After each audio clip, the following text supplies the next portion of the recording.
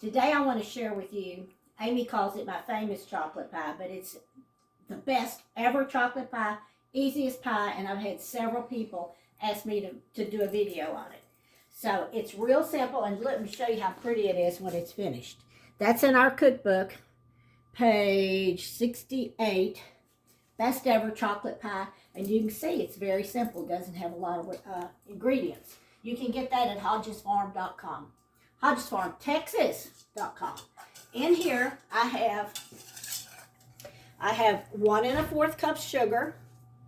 I have a 1/2 cup of cocoa, regular cocoa that you buy at the store, unsweetened. I actually put a tablespoon of dark chocolate cocoa in here too because I accidentally bought it one day. So I've been just adding it to my chocolate. Whatever I make with chocolate, I've been adding that.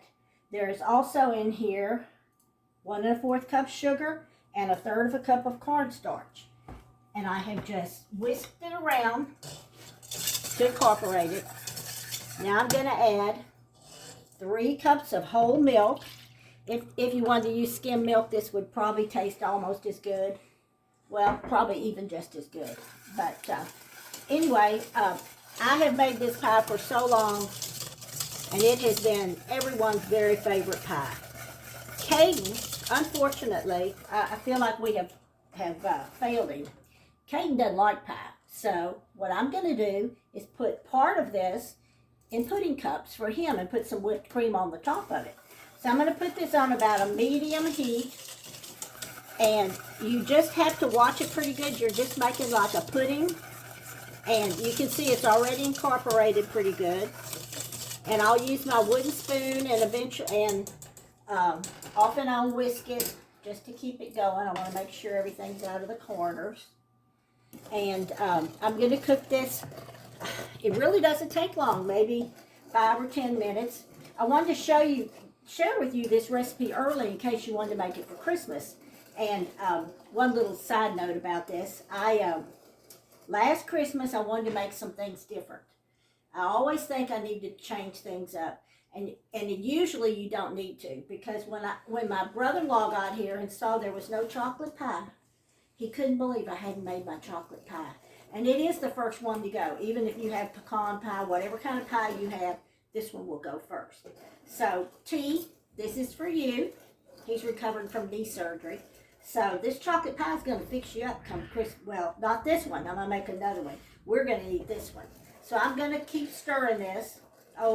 Maybe 5 more minutes. And we'll come back and show you how it looks. Okay, this is what it looks like after about 8 minutes. And you can see it's gotten nice and dark, and it's starting to thicken up a little bit. So I'm going to keep stirring it a little bit, and then I'll show you how thick you need to make it. Only about a minute later, and you can see how thick it is and shiny it is. You kind of have to stay on it.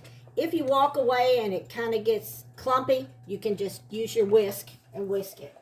So here it is. I'm going to turn it down a little bit, and you want it to boil or kind of cook another minute or so. You can see it's boiling. You got to kind of watch it because it can splatter out on you. How about that? So you can see it's got a little boil to it, and you see how thick it is. See how pretty that is? I did also put a dash of cinnamon in here, and you could, if you wanted to, put a little bit of salt. Now, I'm going to take this over here, take it off the heat, and I'm going to put 3 tablespoons of butter. Whoops, let me see if you can see that. Can't get it out. 3 tablespoons of butter. About a teaspoon of vanilla. This is Mexican vanilla, and it's really, really good. And you can find it in the grocery stores now. It's usually in the Hispanic section, and it's not expensive, and it's just really, really good. It kind of takes the place of really good vanilla. But really good vanilla is wonderful. So I'm just going to stir this till it melts real good. This butter will give it a really nice sheen. I have a homemade crust that I put in the freezer. I have one left over from Thanksgiving. What I do is I make them, put them in the pan, roll them out, put them in the pan, cover them really good with plastic, and then I put a couple sacks, maybe Walmart sacks or something around, and make sure you put plastic on it first. And then when I need it, I thaw it out. I do not take I thaw it out in the package. It seems to me that I took the package off one time and it kind of got mushy. So I baked it till it was done. Oh, I don't know how long it was, but I baked it in the oven. And you can put some weights in here if you want. I did not because I'm lazy. And I just pricked it real good and kept my eye on it. So here we have this just about melted. And since Caden doesn't like pie, I'm going to make him some pudding. I'm going to put it in these pudding cups here. And when I do the whipped cream, which just really makes this pie even better. I guess you could do a meringue if you wanted to. But I'm going to put him some in here. This makes a big pie. If you buy pie crust at the store instead of making your own, if you buy the small ones, you're gonna need two. Because I'm putting quite a bit of pudding in here. I'm going to put that much in there for him.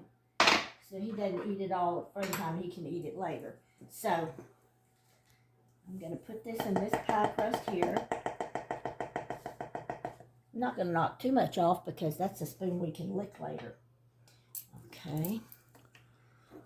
If you want to save time for your baking, be sure and make you some pie crust. Put them in the freezer. Have them ready to go. Then when you make those Christmas pies, you are on the road ready. See, this is really filling this pie plate up. And this is a pretty big pie plate. And we took a good 3/4 of a cup out. So that lets you know what a big pie this is. Now I'm going to put this, I'm going to let it cool a little, and then I'm going to put it in the refrigerator. And it'll be a few hours before we're ready to put the whipped cream on. So when you see me again, I'm going to have on different clothes because I'm going to feed the cows and the chickens. And just plain go outside. It's beautiful. I want to show you how I do whipped cream. It's the easiest way ever. Use your food processor. If you don't have one, get a cheap one. This is a better one, but I use it all the time for whipping cream. I've got about 2 cups of cream in here. Heavy cream. I put about a 1/2 cup of confectioner's sugar, and I always use confectioner's sugar. I don't use granulated sugar. Put the lid on and turn it on. That's how simple it is. I'm going to time it and see how long it takes. It only takes a little over a minute, and when we get it ready, I'll show you how it looks. I want to show you right quick. This has been a minute. This is much softer than I want it to be. I mean, it would be great to put on anything that you wanted to just put it on, but if you're going to put it on a pie, you're going to need for it to be a lot stiffer. And when you make your whipped cream this way, it's going to stay stiff a long time. So let's give it a few more whirls. Usually, right when it's starting to really get thick, you can kind of hear it change. Or in this food processor, you can kind of see it change. See if you can look down in there, too. You can see it starting to stiffen up, and it's not going around as fast as it was. That ought to do it. No mess. You can put your food processor in the dishwasher. Nice, thick, whipped cream. First off, I'm going to put a dollop on Caden's pudding. He doesn't like pie, so he likes chocolate. He gets his as chocolate pudding. If I had some almonds would be good on the top of this pie. Of course, just about anything could. This is chocolate, so chocolate is always good, and this is such a simple pie. But I use this on any pie that I want to put whipped cream on. Cheesecakes, it's good on cheesecakes because it's nice and thick. Let's see here. And I always use my spoon. This spoon gives it you can make little dollops. It makes it much easier to make it nice and fluffy. Okay. So this was about 2 cups of heavy whipping cream. If you're going to whip cream, use the heavy. Now, if you're going to use it to put in something liquid, it probably wouldn't matter. But I always buy this heavy whipping cream. Okay. There's our pie. And this is just a little chocolate and sugar mixed together. And I'm just going to kind of sprinkle it on the top just to give it a little decoration. Like I said, a couple almonds little almond flakes would be pretty on there. If I had a candy bar, if I hadn't eaten all my candy bars, I would break a Hershey bar up and maybe put 3 or 4 on there sticking up, and then people would know that it was a chocolate pie. So maybe you would like to try this for Christmas.